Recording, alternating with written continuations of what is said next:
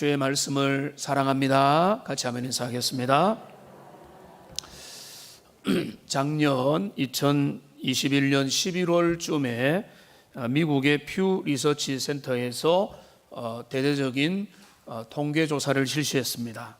그 조사의 질문이 뭔가 하면 이런 것입니다.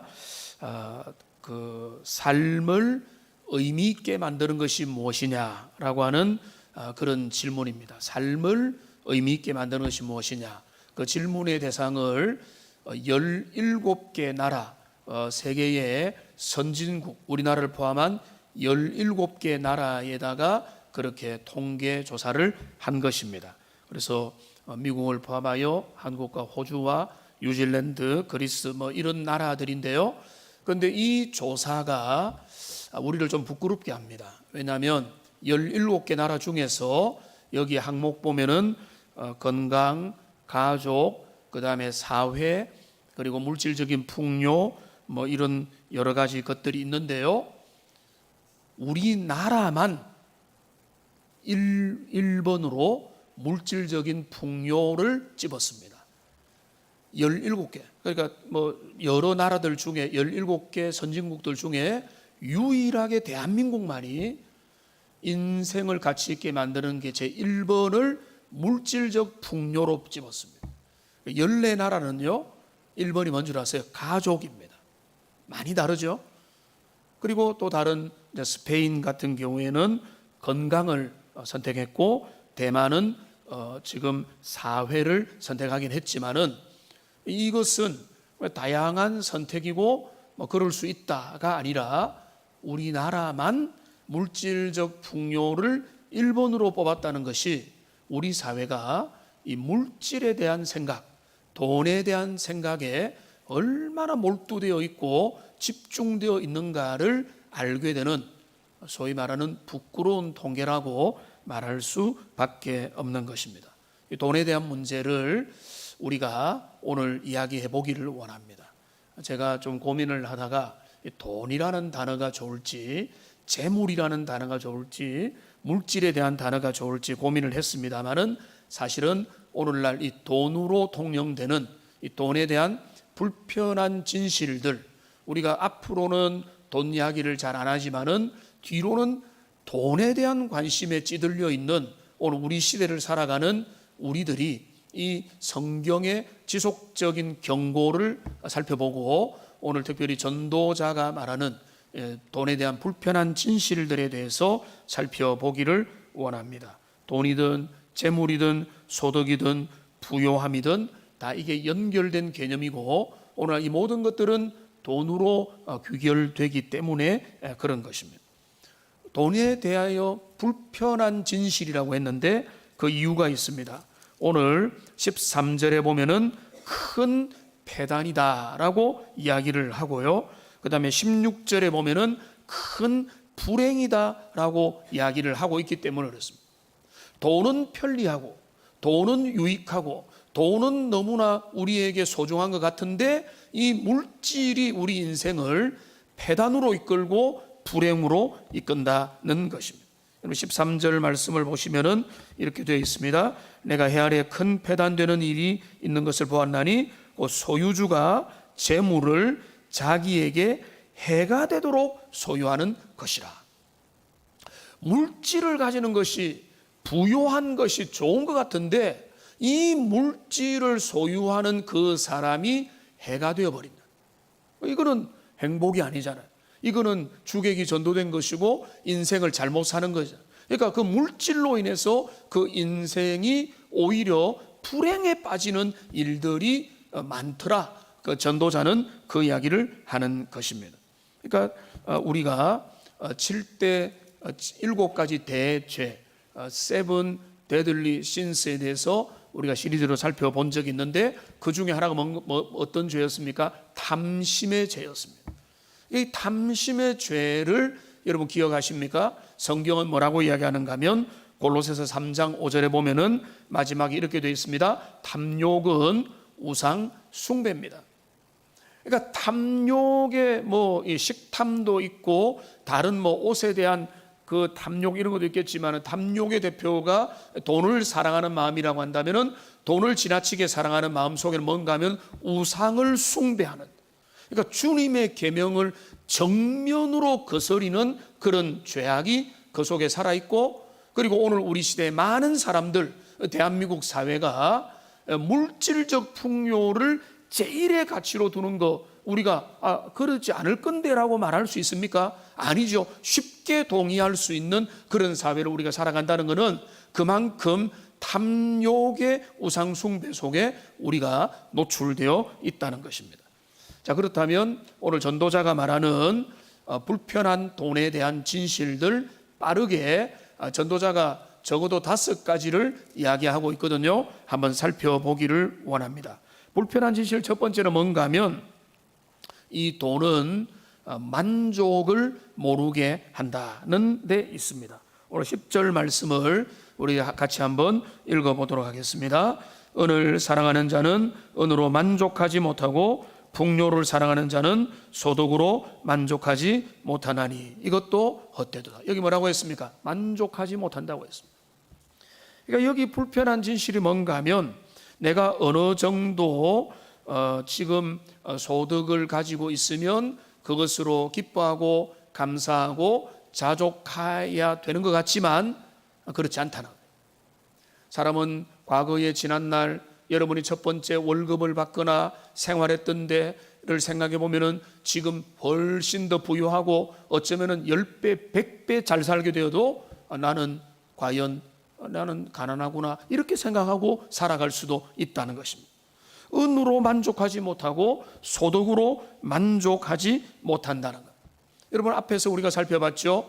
2손 가득한 채 불행하기보다는 한 손으로만으로 가득하고 만족하는 인생이 진짜 복된 인생인데, 이 물질에 사로잡혀서 살아가는 사람들, 돈에 매여서 탐욕에 매여서 살아가는 사람들은 뭔가 하면 만족할 줄 모른다는 것입니다.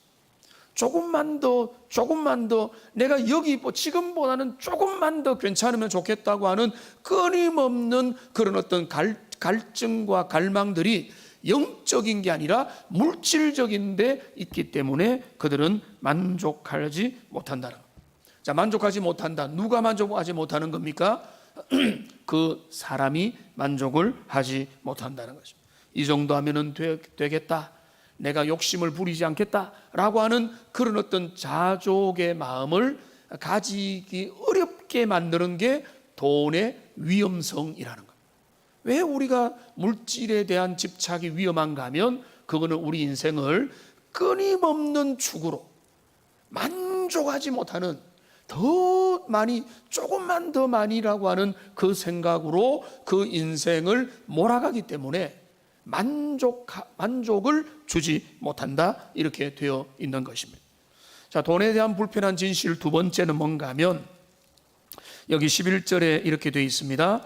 재산이 많아지면 먹는 자들도 많아지나니 그 소유주들은 눈으로 보는 것 외에 무엇이 유익하라. 좀 이렇게 과장법이 사용됐지만은, 자, 눈으로 보는 것 외에, 자, 눈으로 보고 통장에 잔고가 찍히고 내가 얼마나 있는지를 바라보는 거로 배는 부르고 아주 좋은 것 같은데 사실은 그 실속이 없다는 거죠. 여기 뭐라고 말합니까? 재산이 많아지면 먹는 자도 많아진다. 식솔도 많아지고 쓸 때도 많아지고 그 재산을 필요로 하는 그 분야도 점점 늘어나게 된다는 것입니다.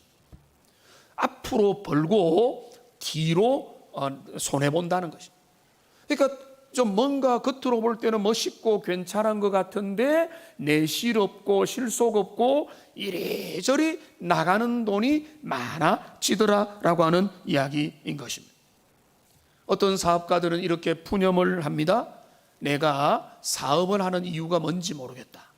내가 남들 고용 창출을 하기 위해서 사업을 하고 있는 건 아닌가라는 생각이 들 때가 있다는 거죠.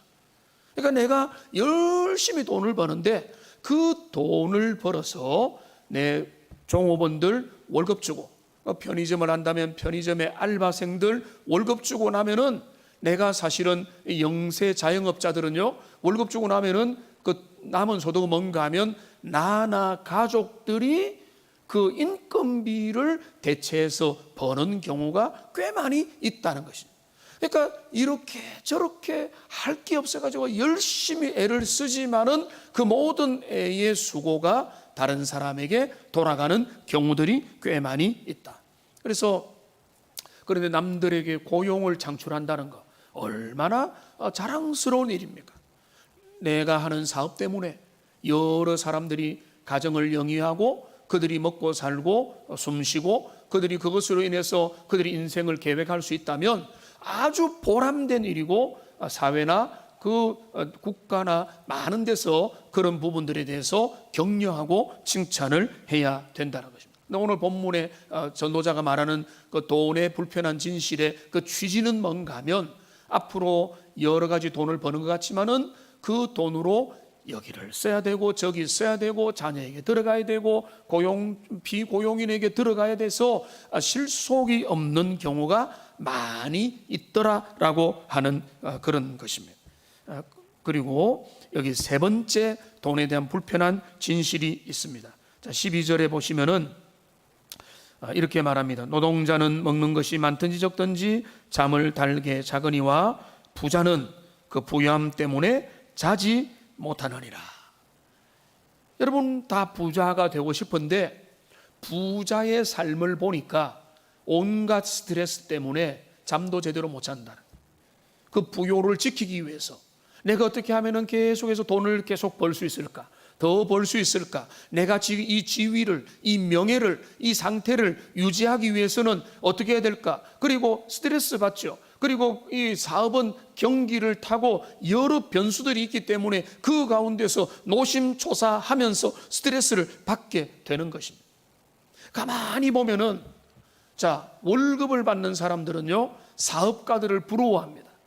사업가들은 또 부러워합니다. 뭘 부러워합니까? 꼬박꼬박 월급을 받고 생활하는 월급쟁이 생활을 부러워하는 겁니다. 왜냐하면 월급을 받는 사람은 그 월급에 맞게 형편급 맞추어서 살면서 그저 거기에 적당히 맞추고 내가 좀 더 잘 살면 좋겠다라고 하는 생각만 가지고 잠을 잘 이루는데, 사업을 하는 사람은, 그리고 이제 그 월급의 삶으로 남에게 피고용인으로서 살아가지 않는 사람들의 삶은 상당히 불안하고, 그래서 그 부요함을 잘 지켜내기 위해서 그들 중에 많은 사람은 잠 못 이루는 그런 밤을 보내고 있는 것이다.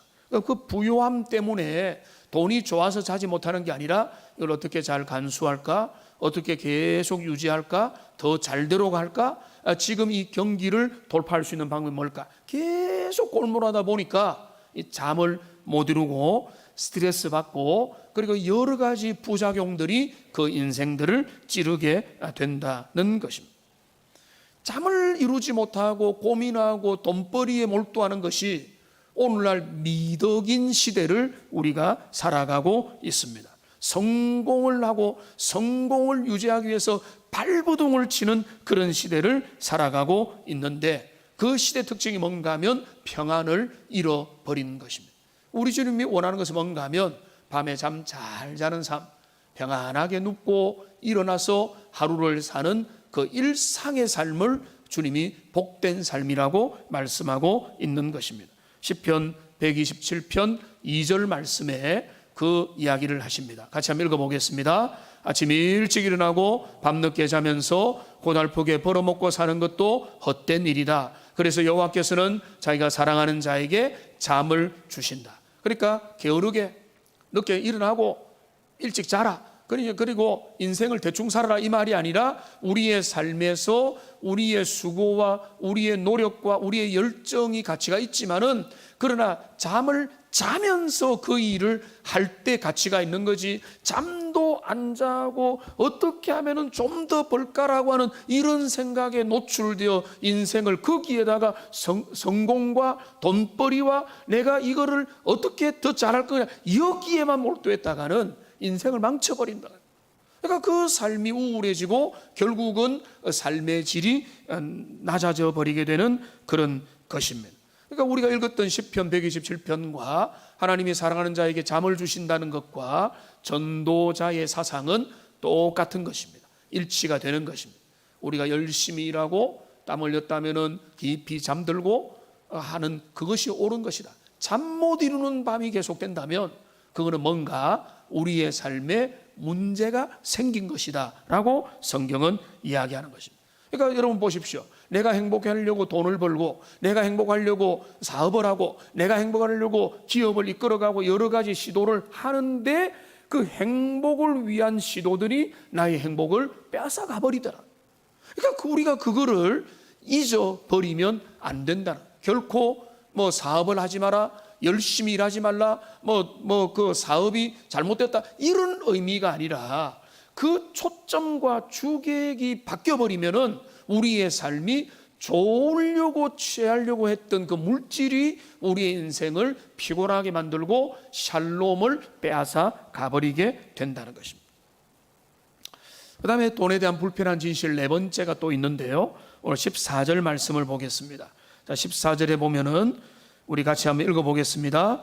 그 재물이 재난을 당할 때 없어지나니 비록 아들을 낳았으나 그 손에 아무것도 없느니라. 여러분, 재난을 당할 때 없어져 버린다는, 이 말은 뭔가 하면 그 소유와 부요를 끝까지 지킬 수 없다는 것입니다. 재난을 당할 때 없어진다는 말은 부자 3대 못 간다는 말을 우리가 잘 알고 있는데요. 자, 물질의 여유가 있었고, 자, 이 정도면은 내가 어느 정도 성취가 됐다고 생각했는데 어느 순간이 되면은 여기서 빠져나가고 밑 빠진 독처럼 저기서 빠져나가서 어느 순간에 보니까 손에 잡히는 게 없는 거예요. 그러니까 하나님 안에서 자족하면서 내게 주신 것을 감사하면서 검소하게 살아가면 충분하게 복되게 사는데, 좀 더 벌자, 이거 가지고 안 되라고 하는 야망과 탐욕을 가지고 열심히 돈을 모아봐도 나중에 여기 뭡니까? 아들이 생겼는데, 자녀가 생겼는데 자녀에게 물러줄 게 없다는 거예요. 제가 어렸을 때 저희 집이 마당 있는 집이었으니까 저희 어머 가족들 만나면 항상 하는 말이 그 마을에서 꽤 잘 사는 집이었다. 근데 아버지 어머니가 열심히 애를 써요. 아버지도 공무원 생활하고 이러면서 막 열심히 하시고, 어머니도 뭔가 하시고 막 문구점도 하고 이것저것 했지만은, 근데 여러분, 우리가 열심히 돈을 벌려고 한다고 해서 돈이 벌리는 게 아니거든. 그러니까 그 결론이 뭔가 하면 결국은 남는 게 별로 없는 거예요. 아버님 돌아가시고 빚청산을 다 하고 이제 아담한 아파트로 이사를 가게 된 것입니다. 그러니까 우리의 삶에서 여러분, 그 물질이라는 거를 내가 지키고자 하면은 다 지킬 수 있다라고 생각하지만은 그렇지 않다는, 누군가의 병이 든다거나 원하지 않는 사기를 당한다는 거나 내가 원하지 않는 여러 가지 일들이 연루되어서 소유하는 만큼 지키는 게 더 힘들고, 하나님께서 성을 지켜주지 아니하면은 우리의 지키고 잠을 자지 못하는 게 허사라고 말씀하는 이유가 뭔가 하면 그거는 우리의 손밖에 나와 있다는 거예요.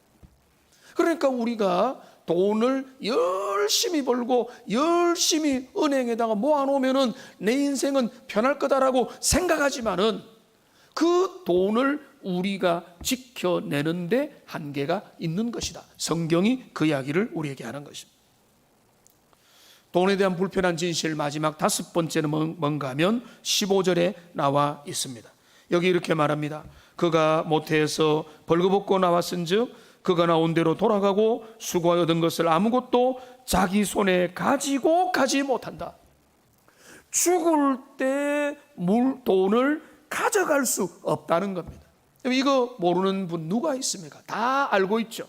우리가 그래서 사람이 죽을 때 고인에게 그 옷을 입힐 때 그게 주머니를 만들지 않는 것도 그런 이유가 되는 것입니다. 혹시나 모를까 하여서 중국의 진시황에 만들었던 그 여러 가지 무덤들을 보면은 그 무덤에는 우리나라에도 그런 것 있지만은 뭐 옆에는 혹시나 내세에 어떤 뭐 내가 다시 태어나면 나의 권력을 유지할 수도 있을까 싶어서 젊은 여인들도 두고 부인도 여기에 생매장을 하고 여기에 금은 보화를 매장하고 군사들도 매장을 한 경우들을 보게 되는 것입니다. 여러분, 그거는 정말로 헛된 마음이라는 거죠. 그 돈이라는 거, 물질이라는 거는 가져갈 수가 없는 것이다 라고 이야기를 하고 있는 것입니다. 16절에 그대로 말하죠. 여기 이렇게 이야기하고 있습니다. 어떻게 왔든지 그대로 가리니. 우리가 온 모습은 좀 부유한 집에서 태어났을 수도 있고, 우리가 가난하게 자랄 수도 있고, 열심히 살아가지고 돈도 모을 수 있지만은 우리가 죽음의 그 선을 넘어갈 때에 우리는 그 모든 것들을 하나도 가지지 못하고 빈손으로 갈 수밖에 없는 인생이라는 것을 성경이 이야기하고 있는 것입니다. 여러분, 제가 빨리 살펴본 대로 오늘 전도자는 5가지 돈에 대한 불편한 진실들을 우리에게 이야기해 주고 있습니다. 이 돈은 끊임없이 만족을 모르게 하는 것이고요, 이 돈은 많아지면 쓰일 일도 많기 때문에 오히려 실속이 없어질 수도 있고요, 그 다음에 이 돈을 어떻게 유지하려고 하는 그 스트레스 때문에 잠을 이루지 못할 뿐만 아니라 이 돈을 계속해서 지켜내는 것은 하나님의 은혜가 아니면 불가능하고, 죽고 나면은 빈손으로 갈 수밖에 없는 것이다. 여러분, 이 전도자는 자신의 모든 지혜를 총동원해서 돈에 대한 불편한 진실들을 여기에 다 망라를 하고 있는 것입니다. 자, 그러면 그 모든 내용들을 가장 생생하게 그려주는 제일 불쌍한 그림, 돈에 사로잡힌 자의 불쌍한 모습이 오늘 등장합니다. 그게 17절에 나와 있습니다. 자, 17절을 우리 같이 한번 읽어보겠습니다. 일평생을 어두운 데서 먹으며 많은 근심과 질병과 분노가 그에게 있느니라. 여러분, 얼마나 불쌍한 모습이에요. 돈 한번 벌어보겠다고, 행복하게 살아보겠다, 내 인생 내가 멋지게 살아보겠다고 생각했는데 그런 돈을 추구하고 탐욕에 사로잡혀 살아가는 사람의 모습이 의외의 모습인 거예요. 어두운 데서 먹는다는 것은 이제는 남들이 나를 어떻게 할까봐 두려워가지고 이제는 폐쇄된 방에 앉아서 혼자서 혼밥을 하고 있는 모습입니다. 주변의 모든 사람을 경계하고 있는 모습이에요. 근심과 질병과 분노가, 온갖 스트레스가 그 인생을 사로잡아서 행복할 게 하나도 없는 인생으로 그가 발견되고 있는 그런 모습인 겁니다.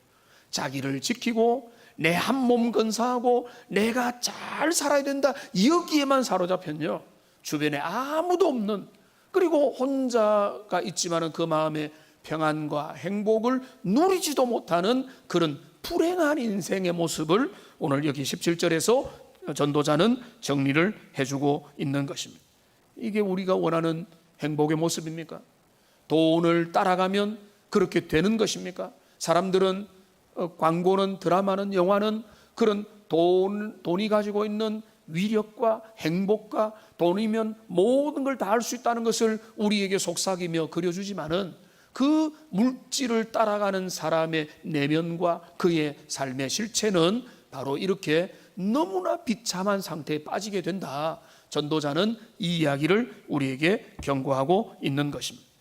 디모데전서 6장 10절 말씀, 여러분 잘 아는 말씀이죠. 이렇게 되어 있습니다. 돈을 사랑함이 1만 가지 악의 근원이다. 여러분, 이게 과장이 아닙니다. 10,000가지 악, 여러분 죄악의 목록을 10,000가지를 정할 수 있겠습니까? 그 모든 죄악의 뿌리가 뭐라고요? 돈을 사랑하는 것. 돈을 사랑하고 돈에 집착하고 돈에 매이게 되면 그 돈이 우리를 돌아버리게 만들어. 그런데 여기 뭐라고 했습니까? 그것을 탐내는 자, 돈에 대한 탐욕이 심해지면 어떻게 되는가 하면 미혹을 받아서 믿음에서 떠나 많은 근심으로서 자기를 찌르게 된다. 자기 면역 결핍을 만들게 한다는 거예요. 그러니까 면역력이 강한 사람은 재생이 잘 되고 회복이 잘 되고 잠을 자면서 새롭게 일어나서 인생을 걸어가면 되는데, 자기를 찌르기 때문에 스스로를 통제 불가능하게 되고 그 평안을 잃어버리고 근심 가운데 살아가게 된다. 구약이든 신약이든 통일된 메시지를 우리에게 주는 것입니다. 그러니까 오늘 돈에 대한 불편한 진실을 여러분 이 5가지를 가만히 보면 사실은요 이렇게 말할 수 있어요. 별거 없네, 다 아는 거네. 저도 그렇게 생각합니다. 여기에 우리가 몰랐던 진실은 없어요. 우리가 어느 정도 신앙생활하고 우리가 어느 정도 살아가다 보면은 돈에 대한 진실에 대하여 이 5가지가 너무나 분명한 사실이라는 것을 인정을 할 겁니다. 여러분, 새로운 내용이 있어서가 아니라 원래 진리는 단순한 겁니다. 내가 몰랐던 게 아니에요. 주님이 끊임없이 우리에게 말해 주시는 이 돈에 대한 불편한 진실을 우리가 새겨 듣고 진짜 그렇구나, 나는 내 인생에 자족하는 삶을 살아야 되겠다라고 결심하는 것으로 충분한 것이지, 뭔가 새로운 지식이 있느냐를 찾는 게 중요한 게 아니에요. 우리 이 땅에 빈손으로 왔다가 빈손으로 가야 되고, 너무 물질을 사랑하다 보면은 물질에 우리의 마음에 매여버려 가지고 평안을 잃어버린다는 사실을 누가 모릅니까? 근데 오늘 전도자는 또 하나 분명한 경험과 연구와 그 지식으로 이야기를 하는 것입니다. 돈에 매이지 마라. 돈은 너희를, 돈에 사로잡히면 너희 인생은 돌아버리게 될 것이다. 너희의 삶은 불행하고 평안을 잃어버리고 초점이 잘못되고 하나님이 원하는 삶에서 멀어지고 행복을 하기 원했는데 행복의 반대편에 있게 될 것이라고 전도자는 경고를 하고 있는 것입니다. 자, 그러면 우리는 어떻게 살아야 되겠습니까? 우리는 어떻게 해야 되느냐? 이 물질주의 사회, 자본주의 사회, 돈을 떠나서는 우리가 뭐 할 수 있는 것도 없다고 여겨지는 시대 속에서 자, 어떻게 되는가? 먼저 중요한 건 뭔가 하면 돈에 대한 우리의 태도를 점검해야 되는 것입니다. 돈에 대한 우리의 자세, 물질에 대한 우리의 태도와 자세가 성경적인지, 우리가 그것이 우리의 영혼을 찌르고 있지는 않은지, 우리의 초점이 잘못된 것은 아닌지 점검을 해야 되는 겁니다. 여러분, 마태복음 6장 21절에서 우리 주님이 이렇게 말씀하십니다. 같이 한번 읽어보겠습니다. 내 보물이 있는 그곳에는 내 마음도 있느니라. 여러분, 시간이 지날수록요 이 말씀만큼 진리도 없는 것 같아요. 너의 돈이 있는 곳에 너의 마음이 있다는 거예요. 여러분, 이 말을 다른 말로 바꾸면 뭔가 하면 우리의 돈이 어디로 흘러가는지를 보라는 겁니다. 여러분의 지출을 살펴보라는 거예요. 저는 지출 목록이 있거든요. 연말에 연초에 대한 지출의 목록, 뭐 큰 변화가 없으면은 큰 테두리를 그대로 하지만은 그 지출의 항목들이 있습니다. 뭐 당연히 하나님 앞에 드리는 거, 그리고 부모님께 드릴 거, 가족에게 해야 될 거, 내가 뭐 꼭 써야 되는 뭐 공적인 거, 이런 거 지출 항목이 있고, 그 다음에 내가 뭐 또 주님 앞에서 또 이제 또 돌아봐야 될 선교의 부분들, 개인적으로 살펴야 될 부분들, 또 뭐 우리 동기 선교사님 개인적으로 후원하는 이런 부분들, 그런 것들 자동이체 하는 것들, 이거는 고정적으로 하는 거죠. 그 지출의 항목들을 살펴보는 것이죠. 근데 우리가 살펴볼 게 뭔가 하면, 여러분이 살림을 하는 분이거나 아니면 여러분 가족들이라면, 어른들이라면 우리의 지출 항목을 살펴보고, 중요한 것은 뭔가 하면 내가 뭐 하나님 앞에 헌금 더 드리라 이 말이 아니에요. 우리의 돈이 어디로 많이 흘러가고 있느냐가 여러분의 관심사라는 거예요. 여러분의 생각과 여러분의 중심과 여러분의 마음이 어디에 있느냐를 여러분의 물질의 흐름을 통해서 여러분은 확인한다는, 나는 하나님 사랑합니다, 나는 주님 앞에서 선한 일에 부요하기를 원합니다, 그거는 여러분의 말이고요. 장로님 기도하신 대로 내가 주님을 주님이라고 고백한다라는 말만 하는 거하고, 그 고백의 말은 뭔가 하면 우리의 삶으로, 시간으로, 물질로, 우리의 헌신으로 나타날 때 그게 진짜 주님을 향한 고백이듯이, 여러분이 여러분의 삶에서 물질을 건강하게 집행하고 있느냐? 여러분의 그 지출을 잘 감당하고 있느냐를 여러분이 잘 살피는 길은 뭔가 하면은 지출의 방향들을 여러분 세세하게 안 해도 여러분의 지출, 내가 하나님 앞에 드리는 것, 내가 가정을 위해 쓰는 것, 우리의 뭐 식료품, 여러분 교육비, 이런 지출의 항목들의 큰 카테고리를 보면서 내가 이거 잘하고 있는가? 하나님 앞에서 재조정해야 될 것들 1년에 한 번씩, 몇 년에 한 번씩은 조정해 가면서 내가 지출해. 내가 예를 들어서 유흥비가 너무 많다. 내가 취미를 위해서 사용하는 거, 내가 그냥 이거는 줄일 수도 있는 걸 너무 많다. 이거는 조절해야 되는. 내가 하나님의 선한 사업에 너무 빈약하구나. 그러면은 내가 100이라면 100을 하나님께 다 드리면 어떻게 먹고 삽니까? 주님이 그걸 원하는 게 아니잖아요. 그러면은 내가 하나님 앞에 영광 돌리는 거, 선한 사업에 내가 이런 거는 좀 해야 되겠다. 아니면은 내가 이웃을 섬기는 일에, 사랑을 베푸는 일에, 내가 흩어 구제하는 일에 좀 더 사용해야 되겠다. 내가 선교에 좀 더 간접적으로 동참해야 되겠다. 아니면은 이런 부분들, 내가 내 형제 중에 가난한 나의 친척, 나의 가족이 있다면 내가 그에게 조금씩이라도 내가 보탬이 되겠다. 이런 쪽으로 여러분의 소득에 대하여 지출을 관리해야 되는 겁니다. 교회도 마찬가지. 우리 교회가 비교적 그런 것들을 잘 관리하여 뭐 재직회에 보고도 하지만은 그 관리는 뭔가 하면 얼마나 돈이 남았느냐, 이런 것보다 훨씬 더 중요한 게 뭔가 하면 우리의 지출의 방향들이 건강한가? 불필요한 지출이 없느냐? 그리고 진짜 하나님이 기뻐하는 그런 일들에 우리의 지출이 잘 가려고 애를 쓰고 있느냐, 이런 것들이 교회적으로도 그렇게 건강성을 확인해 가야 된다라고 하는 의미가 되는 것입니다. 그렇기 때문에 여러분이 하나님 앞에 내 물질이 있는 곳에, 내 돈이 있는 곳에 내 마음이 있느니라 라는 말씀을 보면서 여러분의 물질의 흐름들을, 그 지출의 규모들을, 방향들을 살펴보고 확인하고 재조정하면서 주님 앞에 여러분의 삶을 새롭게 세워가야 된다는 것입니다. 그러니까 그 다음에 여러분 전도자의 결론이 뭔가 하면 돈을 버는 것만큼 중요한 게 뭔가 하면 잘 사용하는 법을 배워야 된다. 여러분 돈은요, 잘 사용할 때 빛이 납니다. 필요할 때, 어떤 사람의 필요 앞에 반응할 때 그 돈은 빛을 드러내게 되는 것입니다. 나는 돈을 얼마나 모았다, 나는 내게 자산이 얼마다, 이게 진짜 자랑입니까? 그거보다는 나는 내게 주어진 기회와 그 부요와 그 자원들을 이런 쪽에서 사용할 수 있었다라고 하는 그 관점의 변화가 우리에게 필요한 것입니다. 돈은 참 쓸모가 많지 않습니까? 오늘날 같은 이 자본주의 사회에서는 돈으로 모든 것들을 다 할 수 있는 것 같이 여겨지는 시대가 되는 것입니다. 그러나 돈이 목적이 되면 안 되고, 돈 없어서 뭘 못한다 하고 우리가 입을 열면 안 되고, 그 돈을 가지고 필요한 자리에 아름다운 도구로 사용이 될 때에 하나님은 그 모든 일들 가운데 은혜를 주시게 될 것입니다. 잠언 11장 24절 말씀에 보면은 이런 놀라운 약속의 말씀을 우리에게 주십니다. 같이 한번 읽어보겠습니다. 흩어 구제하여도 더욱 부하게 되는 일이 있나니 과도히 아껴도 가난하게 될 뿐이니라. 여러분, 인색함으로 부자가 되는 게 하나님이 원하는 게 아니라는 거예요.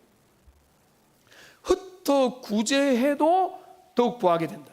여러분, 부요한 사람들이 다 그런 게 아닌데요, 주님 잘 믿는 부요한 인생들 보면은요, 그분들은요 선한 일에 부요합니다.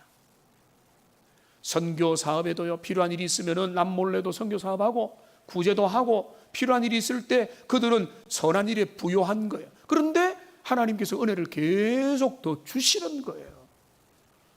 아낀다고 부자 되면은 우리가 뭐 근금절약은 기본이지만은 주님이 말하는 뭔가 하면 흩어 구제해도 하나님이 오히려 더 큰 은혜를 주신다. 근데 그거를 어떤 관점에서 보는가 하면은 그거는 뭔가 하면 씨를 뿌린다는 관점으로 주님은 바라보는 겁니다. 고린도후서 9장 10절에 보면 이런 말이 있습니다.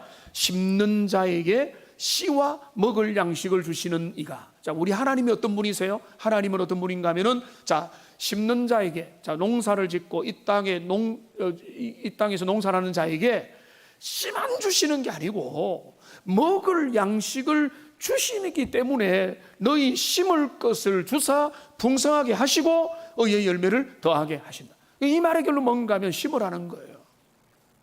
뿌리라는 겁니다.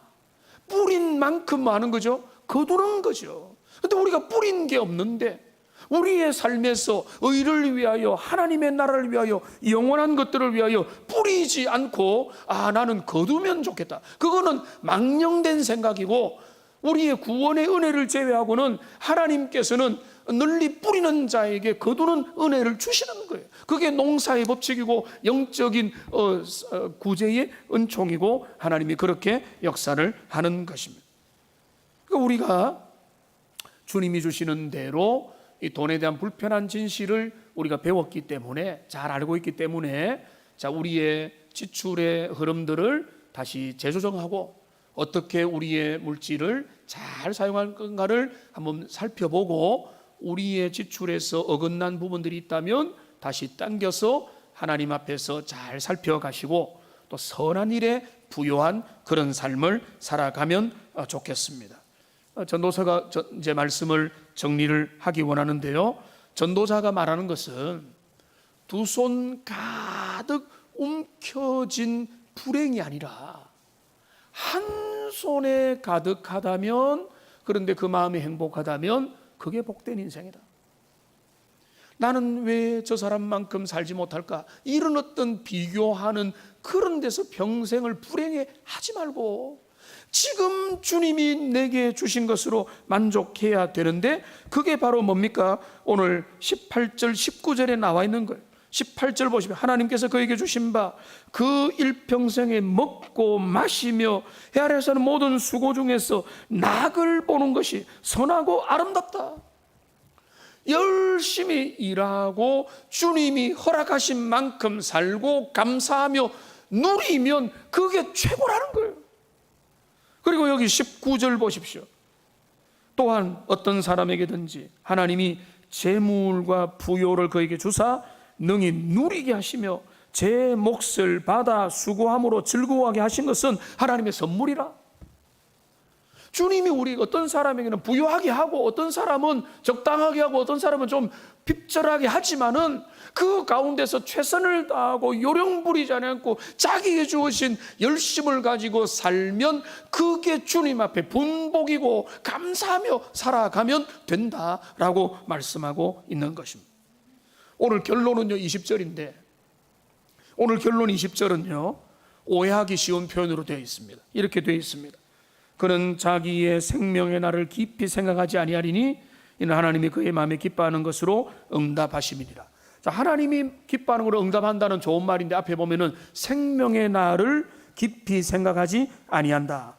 이 말은 우리가 좀 설명이 필요합니다. 생명의 날을 깊이 생각하지 않는다는 말은 뭔가 하면 이 땅의 삶에 매이지 않는다는 거예요. 자유하게 되었다는 것입니다. 더 이상 이 생명의 허락된 날들을 살아가는데 아둥바둥하지 않는다는 것입니다.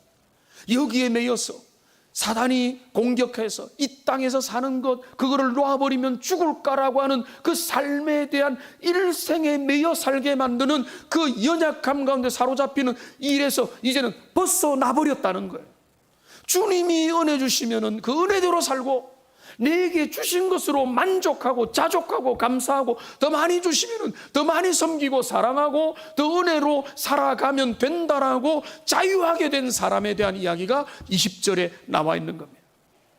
얼마나 많은 사람이 이 땅에 매여 있습니까? 삶의 조건에 매여 있습니까? 이 세상이 추구하는, 광고하는, 선전하는 것들에 매여가지고 내가 저기에 못 가니까 실패구나, 더 가야 되는데라고 하는 그런 어떤 불행한 마음으로 인생을 찌르고 평안을 잃어버리고 살아가는 시대 속에 하나님이 주시는 은혜 가운데 감사하고 내가 할 수 있는 내 최선을 다하고 그리고 내게 주신 분복으로 인하여 감사하면서 이 땅에 있는 생명의 날들을 거기에 매여서 사는 게 아니라 주님이 허락하시면 사는 것이고, 주님이 데려가시면 내 인생 끝나는 것이다. 내가 죽으면 아무것도 이 땅에 남길 수 없다고 하는 그 거룩한 생각을 가지고 자유하며 감사하며 즐거워하며 기뻐하며 오늘 하루를 사는 것, 그게 바로 전도자가 깨달은 가장 놀라운 영광을 누려보고 그 탁월한 그 부요함을 누려봤던 전도자가 그가 하는 그런 이야기인 것입니다. 이것을 새겨 듣고 계시죠? 이런 것을 따라서 인생의 진정한 자유를 경험하며 누리며 살아가시는 하나님의 복된 백성들 다 되시기를 주님의 이름으로 축복합니다. 우리 기도하겠습니다. 살아계신 하나님, 오늘 우리는 물질주의를 살아가고 있습니다.